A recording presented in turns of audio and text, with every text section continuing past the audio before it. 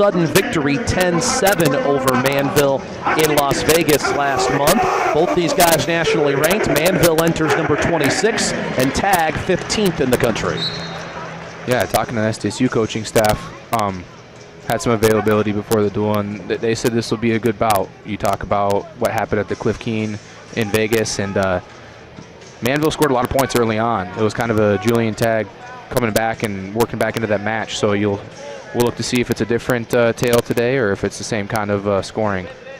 Tagg's victory over Manville, one of 3 losses Manville has suffered, all to top 30 wrestlers. Tagg 6-2. He has this win, and then he also has a win over Bombar of Minnesota. See a quick stall on the boundary stalling, which, again, that's kind of a ref's discretion. It's hard to argue stalling, but if you're Julian Tagg, you're going to want to circle in, and that makes a difference already for when you're riding on top, when you're looking to return, and when you're looking to wrestle. Manville back to that same over-under position, but you see he's just really pressuring forward, not for a lot of offense, but for just that mat positioning, that stall call earlier. Can we go back to that? We've seen a couple of very quick calls by the official, and sometimes we wonder, we see certain officials that linger a little bit more. Being more proactive, how does that change, or do you notice that when you're on the mat? Yeah, I think specifically on that stall call, not a lot of effort from Julian to go either direction or horizontally to work back onto the mat. If you want to argue that Manville wasn't trying to score, you can, but the boundary is asking you to circle in. So I think anyone ever wants to see is consistency, right? Like if that's the call that's going to happen, you want to see that happen from right now at 141 all the way to 125 on the back end. So, but yeah, I mean, early in the match, Julian Tagg just still has to score points to win, so it's not a big impact as of right now. You saw his little direct single attack. See right here, he's going to have to circle in.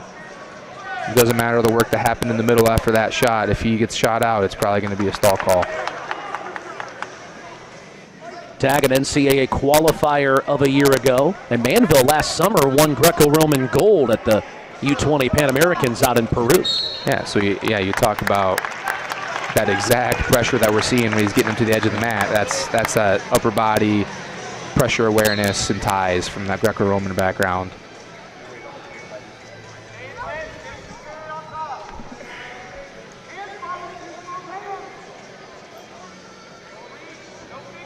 Not a lot of breaks in the action here. We're already down to 40 seconds in the first period.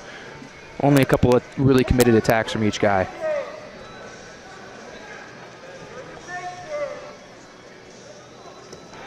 There's that deep attack from Tagg. Now, this is something that you got to really work hard to score. You see his right shoulder. Julian Tagg's right shoulder is what Manville's going to want to beat here. That's why he's spreading.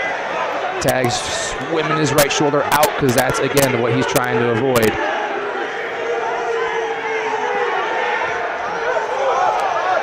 So now we're in a side position. Potentially a dangerous call on a would-be takedown. With Damian Hahn, Cody Caldwell jumping off the mat in frustration on their end. Meanwhile, Zeke Jones went sprinting out to take care of his wrestler. So it's that balance, right? You talked about it earlier. You want to jump in and you want to stop that, and he did. But I think at the end of the day, it's a competition. So you see the SDSU side, they obviously want Mr. Manville to be okay, but it looked like that was going to be a takedown, and the reaction of his knee allowed him to not get taken down.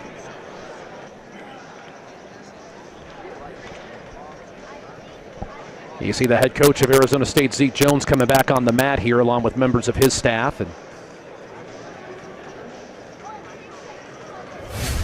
here's another look at what happened, Nate. Yeah, see, this looks like imminent scoring here, and then, yeah, you'd almost like to see the wrestling happen and the injury time happen, but Julian Tagg gets the opportunity to choose what he wants. He chooses bottom, see if he can get out in 6 seconds.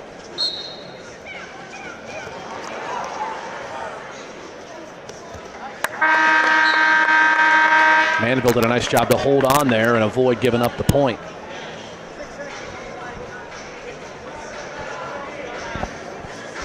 That is Zeke Jones, the 12th-year head coach of Arizona State. And we talk about the international flavor of some of the competitors when you're a guy that's coached at the Olympic level as Zeke Jones has, that tells you all you need to know about his reputation. Yeah, and he's been in a lot of different wrestling environments. He's had different roles, being involved at the Olympic Training Center, and yeah, has coached some of the best that are currently best in the world right now, like the Zahid Valencias of the world. Julian Tagg in the top position. He's got to get a return here. He's looking at a possible stall call, which is, again, what we mentioned earlier. So now that he's in that rear standing position, when those hands are up, he's got to return him, or he could be getting a stall coming his way. Reversal for Manville. So Manville strikes first. Julian Tagg doing a good job of staying in here. So that's a drop-down position for Manville. They're allowing the wrestling to happen because Julian Tagg is possibly about to score. So there's a waiting stall. Riding time is not happening because of the stall call. So if you see that, Big Art about to try to explain all of this. So there's only 5 seconds of riding time because if there is a stall call from the top wrestler and the bottom wrestler might be able to score off that drop-down position, they're going to allow the wrestling to happen, but they're not going to allow the top man to be rewarded getting that riding time. You see Damian Hahn getting really, really animated because he wanted them to give a boundary stall call with that shoot off the mat. So we're looking at a stall warning, no points officially given, but each guy has a stall warning now, and we're looking at a 2-1 match, and a lot of pacing from Zeke Jones and Lee Pritz to the front of the table. So I think there's some confusion on the riding time. Yeah, I mean, I don't know why they're confused. When there's a stall call, you aren't allowed to occur riding time. The crowd here wants 3. It'll be 3 now.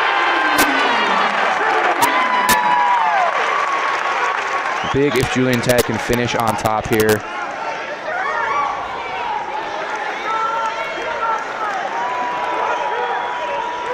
Again, Zeke Jones really animated and confused by the riding time, but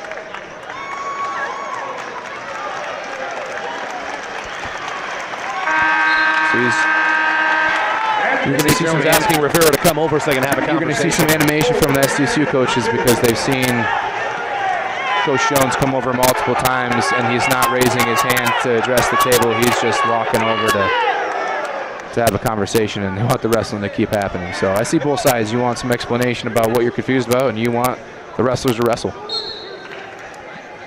4-2, riding time going down as Manville is on top. And it's fun to see the intensity, and we're just in match number 2 of this thing. And I saw the mouth of Zeke Jones. He turned around and said, yeah, it's their home court, I guess, to his guys. So, you know, it's also a message to your guys. You know, it's a great example of being on the road in a big, tough environment. And we can say, like I said at the beginning, neutral site, but it doesn't feel like it if you're Arizona State. Again, this technically is a neutral site, South Dakota State's campus, less than an hour about from that here. Greco-Roman position. So what do you want to give up here if you're Julian Tagg? A push-out stall is 1 point, or are you going to look up, give him 3 points, right? So he's really double blocking. Wow. That was great.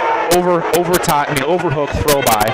But what the SDSU coaches are animated about is they believe that his foot went out of bounds on purpose, which I think he's just defending the position, right? But hey, that's good action from Julian Tagg and good action from Manville.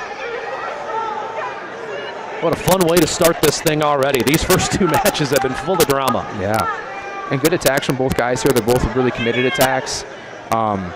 If you're Julian Tagg, takedown kind of ices this thing, you know, so you don't want to sit here and let him grab at ankles and extend your legs. What you're going to want to do is keep your butt over your heels. You see how his butt's staying over his heels? Because when you elongate that leg out, it makes it so it's a harder position to score. So you take your time, you hope the ref lets you wrestle here, you keep that pressure back on your heels.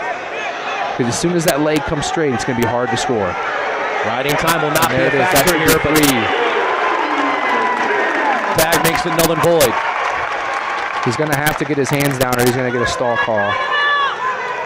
I think you're going to... So he cuts him smartly, cuts him. Another takedown gets a major.